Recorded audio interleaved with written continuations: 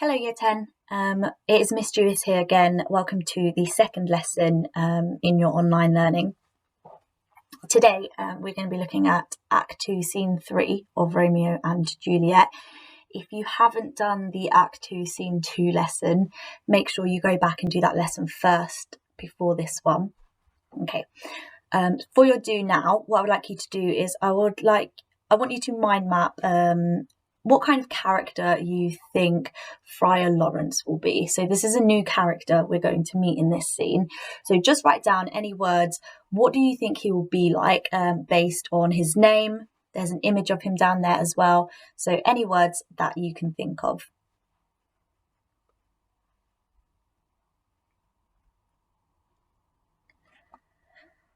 Okay, so some words you might have written down are perhaps kind.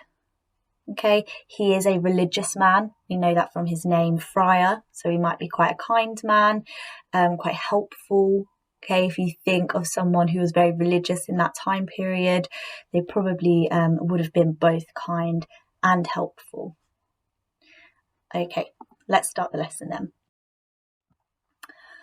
Religion is a really big part of Romeo and Juliet. Okay, in the Elizabethan era, when it was written, a lot of people were very, very religious. Okay, so I want you to pause the video and have a go at filling in the gaps there to note down a few key contextual points about religion in this time period.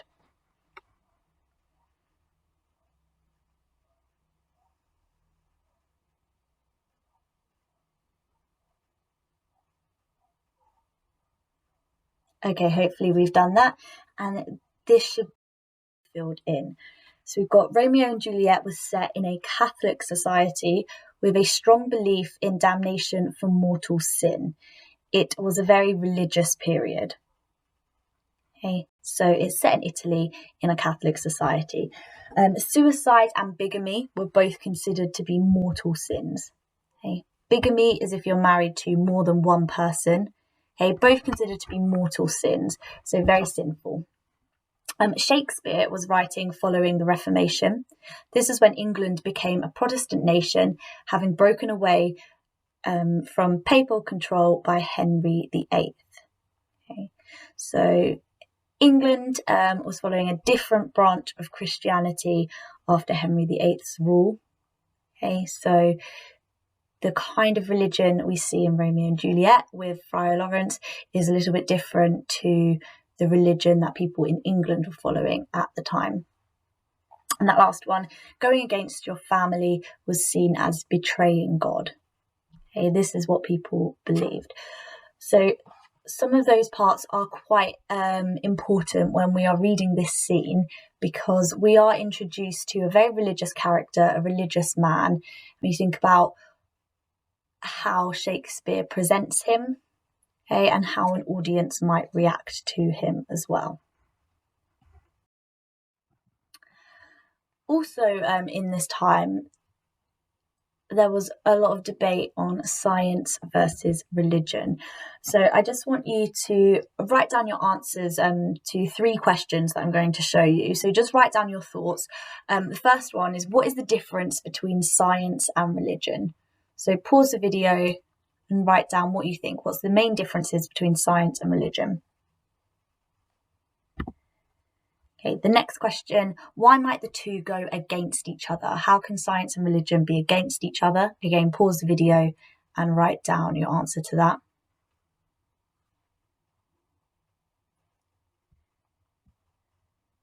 And your last question, why might Shakespeare have made Friar Lawrence, okay, this is the character we're going to meet in this scene, a man of faith and science? Okay. So the first one, what's the difference between science and religion? See, science is based on facts, okay, and things that we can provide evidence for. Religion is based more on your beliefs, okay, what you believe about God and how the world was created, things like that. Okay, the two may go against each other. Okay, some facts in science sort of disagree with teachings in the Bible. Okay, especially things like how the world was created. Okay, so there is some conflict between science and religion throughout history. So our character we're going to meet, he's a man of faith and science. Okay, as we read the scene, I do want you to think about why Shakespeare might have done that. So a little bit of information on Friar Lawrence. He is a priest in Verona and a confidant of Romeo. Okay, so Romeo goes to him for advice when he needs help. He's kind, optimistic, loving, religious, believes the best of people mostly. Romeo sees Friar Lawrence as a role model, almost as a father figure.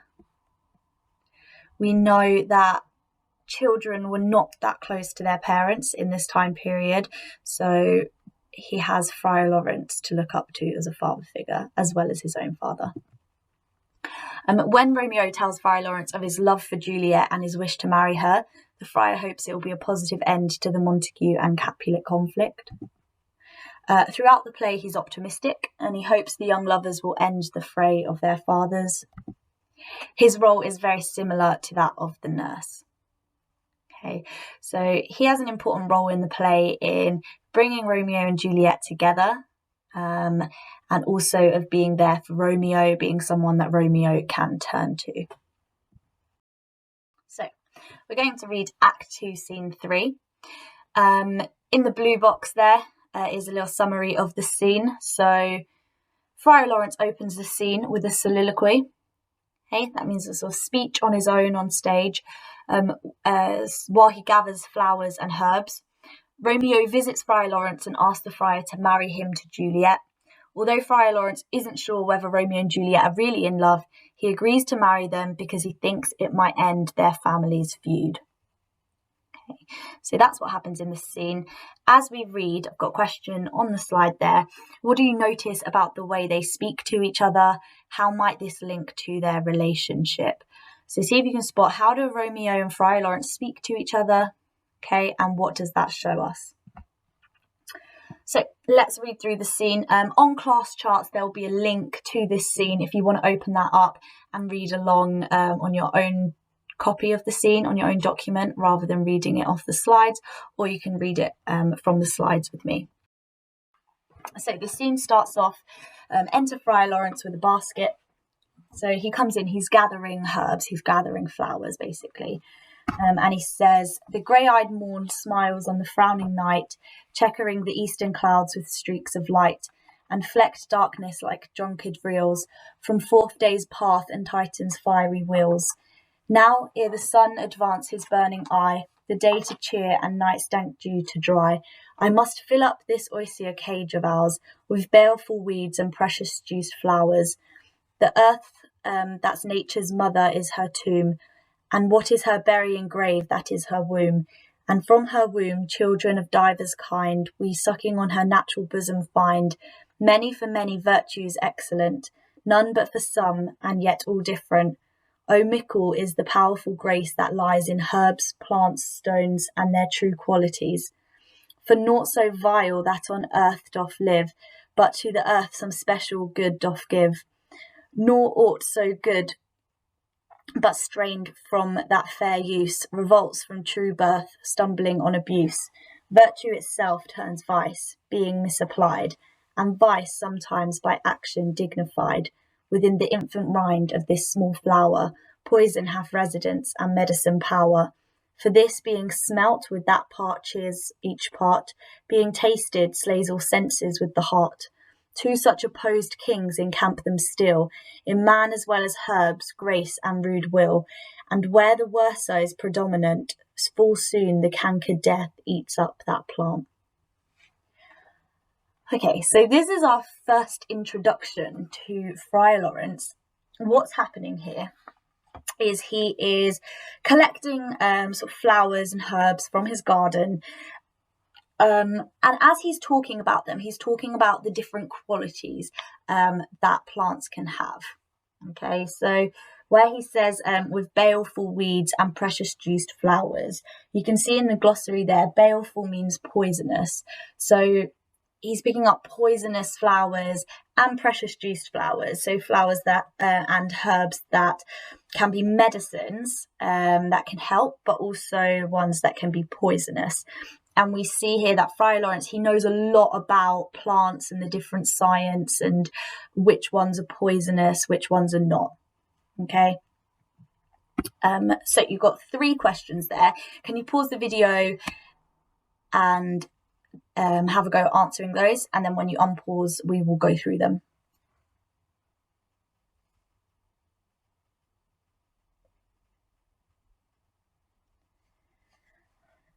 Okay, the first one. So we've got in the opening soliloquy, Friar Lawrence uses lots of opposites. What could this show? So some of the opposites he uses, you've got smiles on the frowning night. You've got night and day, he talks about quite a lot.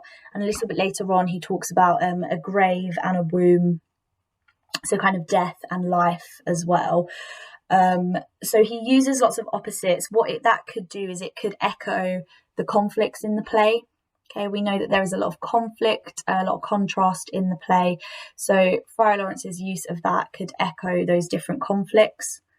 Okay, so some of the different conflicts between love and hate and life and death.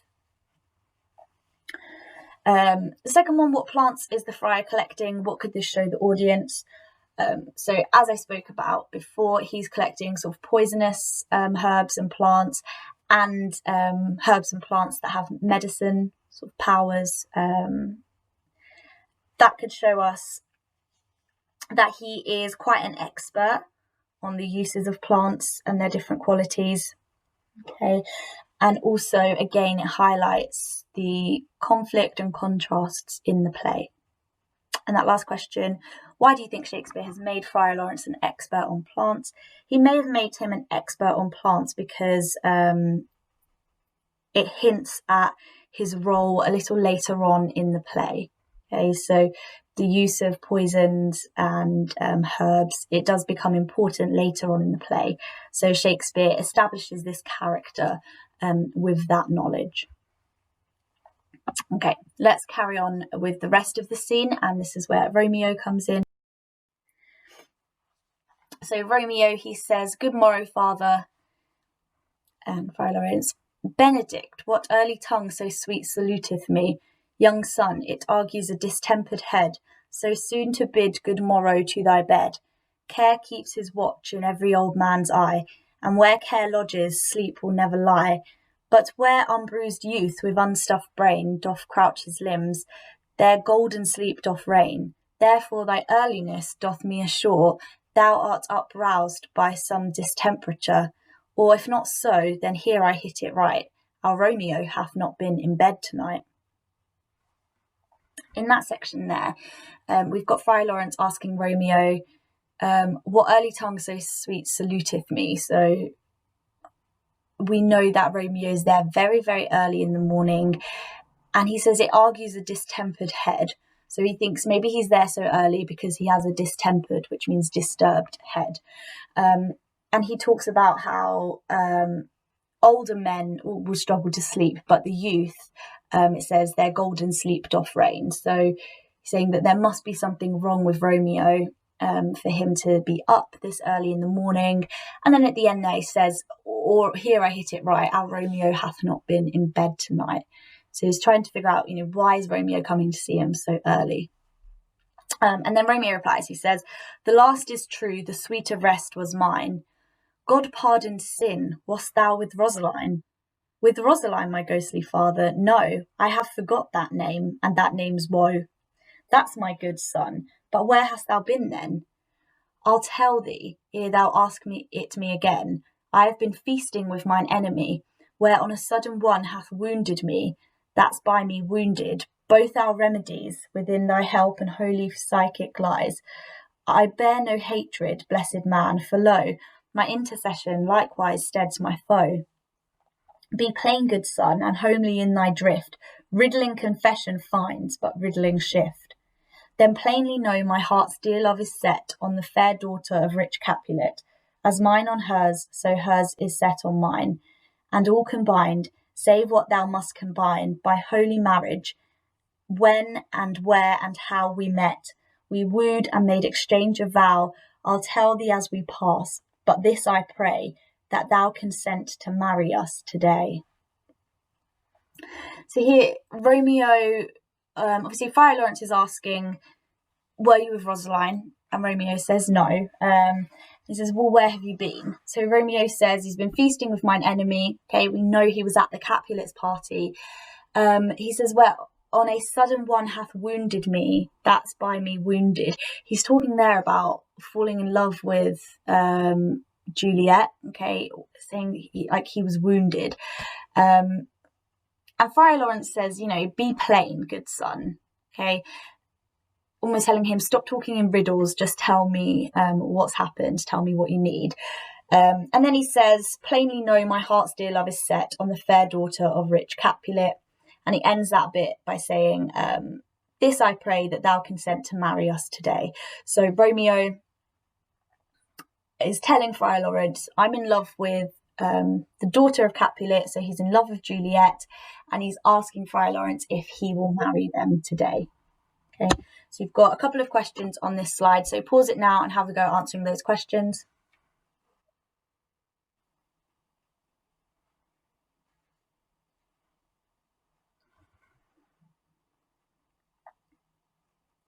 Okay, so the first question, where does Friar Lawrence think Romeo has been? He thinks that he's been with Rosaline, okay? As far as anybody else in this play knows, at this point, Romeo is still in love with Rosaline. Nobody else knows that he is in love with Juliet now, okay? So the next question, what does this phrase show about Romeo and Friar Lawrence's relationship?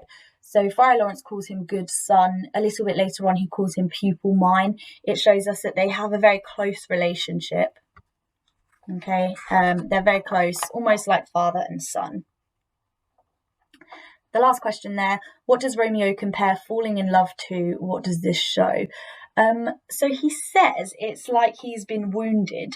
Okay, he compares falling in love to being wounded, which really shows us again how love and conflict are always connected in this play. Okay, it's never sort of like a simple love. Okay, it's always connected with conflict. Okay, let's read the last part of this scene. So Romeo's obviously just said, I'm in love with Juliet, I want you to marry us. So Friar Lawrence, he responds, he says, Holy Saint Francis, what a change is here. Is Rosaline, whom thou didst love so dear, so soon forsaken? Young men's love then lies not truly in their hearts, but in their eyes. Jesu Maria, what a deal of brine hath washed thy sallow cheeks for Rosaline. How much salt water thrown away in waste, to season love, that of it doth not taste. The sun not yet thy sighs from heaven clears, thy old groans ring yet in my ancient ears. Lo, here upon thy cheek the stain doth sit, of an old tear that is not washed off yet. Ever thou wast thyself, and these woes thine. Thou and these woes were all for Rosaline, and thou art changed. Pronounce this sentence then, women may fall when there's no strength in men. So Friar Lawrence there, he he's telling Romeo off, okay? He's saying, how you love Rosaline so dearly, okay? How have you changed so quickly? He talks about how much salt water thrown away in waste. So all those tears that Romeo cried for Rosaline, it was all a waste, okay? And he's saying, thy old groans ring yet in my ancient ears. So he had to listen to Romeo talk about Rosaline and be so sad because he was in love with her. And Friar Lawrence is quite shocked that he's almost managed to move on so quickly. He's asking, what about all these things that you felt for Rosaline? Romeo, he replies, thou chidest me off for loving Rosaline. So that means you're telling me off for loving her. He says, for doting, not for loving, pupil mine. Okay.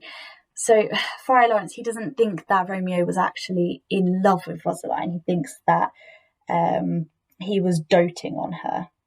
Okay, so he's saying that his feelings were a little bit over the top. Okay, maybe not quite true. Romeo, he says, and baddest me bury love, not in a grave to lay one in, another out to have. I pray thee, chide not. She whom I love now doth grace for grace and love for love allow. The other did not so. Oh, she knew well. Thy love did read by rote and could not spell. But come, young waverer, come, go with me. In one respect I'll thy assistant be, for this alliance may so happy prove to turn your household's rancour to pure love. Oh, let us hence, I stand on sudden haste. Wisely and slow, they stumble that run fast. Okay, so Friar Lawrence there, he's not sure if they are really in love. Okay, he calls Romeo a young waverer. Okay, so he's sort of changing between women. But he says, "Are thy assistant be, this alliance may so happy prove to turn your household's rancour to pure love." So he's going to marry them because he thinks that it might turn the household's hatred, their rancour, to pure love. It might help mend the sort of conflict between the two families. Romeo, he gets up very quickly. He says, "I stand on sudden haste." And Friar Lawrence gives him a warning there. Wisely and slow, they stumble that run fast. Okay, he's almost giving Romeo a warning. You shouldn't be too quick, too fast in this relationship, in love, and in his life, really. So 3 more questions there. Pause the video and have a go answering those questions.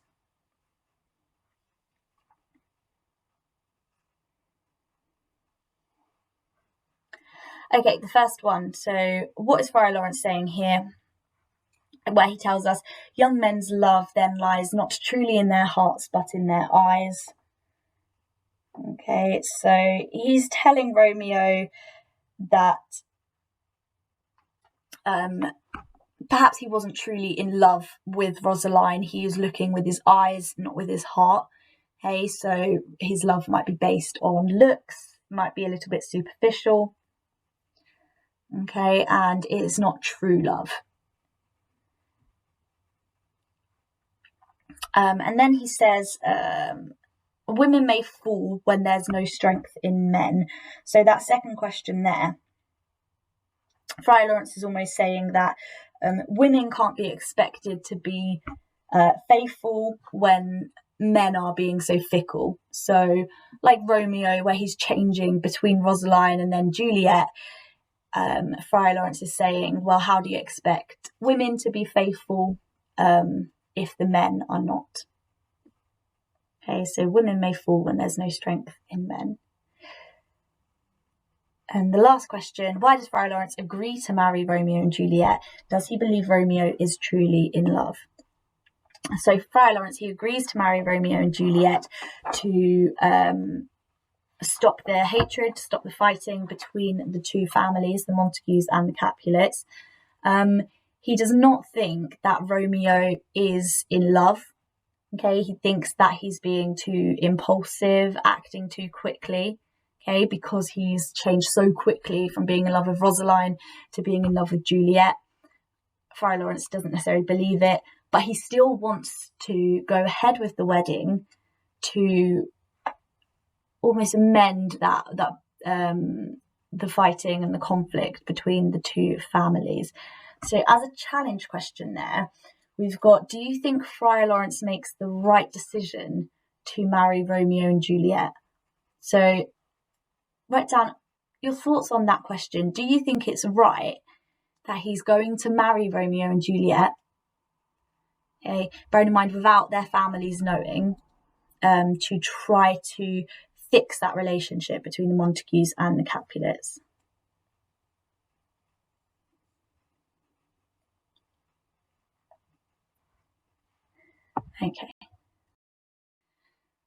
Okay, so for your main task, I want you to have a look back at the beginning speech from Friar Lawrence, so the bit that is on the slide there.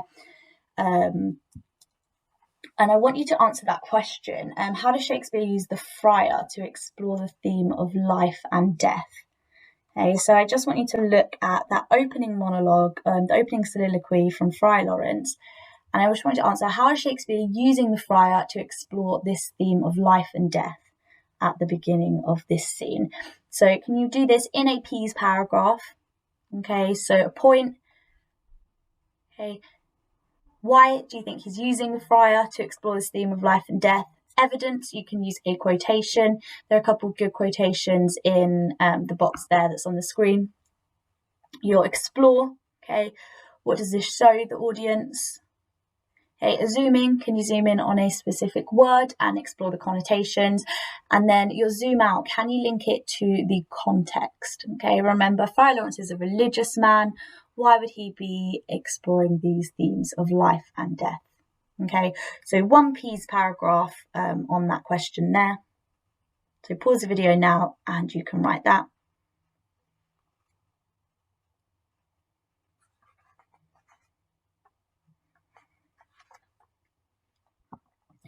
Okay, hopefully we have done that. Last little bit of the lesson, I want you to think about these questions here. How would a modern audience react to this scene? Would it differ to then? So would that be different to how an audience at that time would react to it, and why? Okay, so pause the video, see if you can answer those questions there.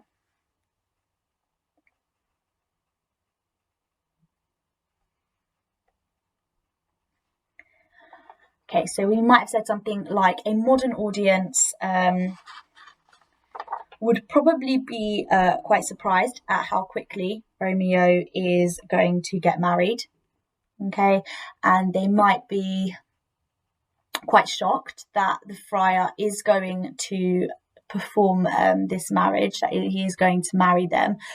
How would it differ to then?